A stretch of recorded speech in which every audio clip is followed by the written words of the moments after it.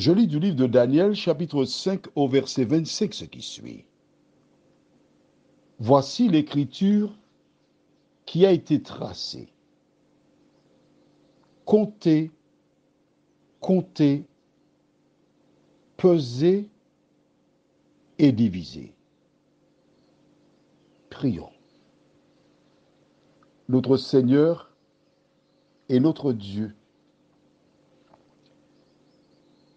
nous te remercions pour ta parole. Le jour s'achève. Les oiseaux, par leur chant, nous rappellent notre devoir pour te prier. Tandis que nous approfondirons ce verset, que ton esprit nous dirige dans toute la vérité, car il n'y a que toi seul qui puisse nous conduire au port. Au nom de Jésus, Amen. Je te rappelle que par l'attitude de Nebuchadnezzar, le Seigneur vint lui rappeler que c'est lui qui fait toutes choses et que l'homme doit rendre gloire à Dieu. Son fils Belshazzar, qui vit toutes ces choses qui se passèrent dans la vie de son père et de son règne, il vit comment Dieu avait parlé lorsqu'il vint au pouvoir. Il suivit l'exemple de son père. Il alla plus loin en osant prendre les choses consacrées à Dieu. En prenant donc les coupes, il faisait exactement comme Ève qui prit le fruit de l'arbre dont il était hors de question qu'il le consomme. En dehors de ça, il prit du vin pour boire dans les coupes consacrées à Dieu. Il loua les idoles, les richesses. Et nous avons vu hier que Daniel a dit au verset 24, c'est pourquoi il a envoyé cette extrémité de main qui a tracé cette écriture. Elle n'a pas écrit, elle a tracé. Donc c'était sur une seule ligne. Qu'était-il écrit sur la muraille? Comptez, comptez, pesez et divisez.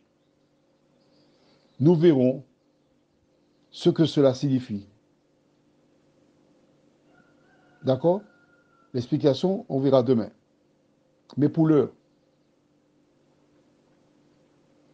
pourquoi dit-il compter deux fois?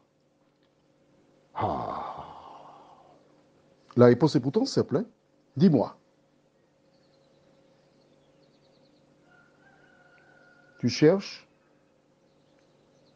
tu donnes ta langue au chat, as-tu trouvé? Vois-tu, quand je dis tu parce que je m'adresse à toi qui m'écoutes là de manière individuelle. Quand je t'invite à chercher et je marque un temps d'arrêt, c'est pour que tu réfléchisses vraiment. Et quand je donne la réponse, tu as même de savoir si tu comprends ou pas. Parce que nous sommes à l'université. On est d'accord? Parfait. Pourquoi dit-il compter deux fois et peser une seule fois et diviser une seule fois? La réponse est toute simple. Rappelle-toi, dans le rêve donné à Nebuchadnezzar, son père, il était la tête. Après lui doit venir un royaume, les bras et la poitrine en argent, ensuite en airain ou en bronze, le ventre et les cuisses. Compter deux fois, cela veut dire que Nebuchadnezzar, puis Belshazzar, comptez. C'est terminé. le règne de la tête d'or s'achève là maintenant. Prions. Notre Seigneur et notre Dieu. Voici donc la tête qui s'achève là. Les conséquences de Belshazzar. Seigneur, à la lumière de ta parole, en transposant cette situation sur nous, nous devons réaliser que si nous agissons comme Belshazzar, nous connaîtrons la même fin. Aide-nous, Seigneur, à avoir faim, pas F-I-N, mais F-A-I-M 2-3, nous t'en prions. Au nom de Jésus, pour ta gloire éternelle. Amen. Je te souhaite une bonne nuit.